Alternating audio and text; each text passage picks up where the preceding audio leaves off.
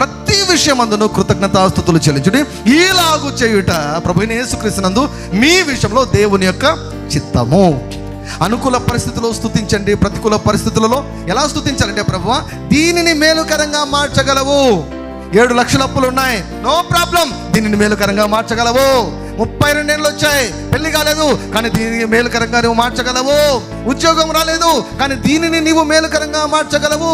వివాహమైంది, 10 సంవత్సరాలైంది, గర్భం తెరవబడలేదు, కానీ దీనిని నీవు మేలుకరంగా మార్చగలవు. హల్లెలూయా, హల్లెలూయా.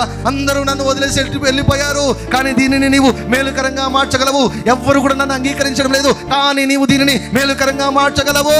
జోగంతా ఖాళీ అయిపోయింది, కానీ నీవు నింపగలవు. ఎందుకంటే నీ దేవుడు యెహోవా నీకు తోడుగా ఉన్నాడు, నీకు తక్కువేమీ కాదు.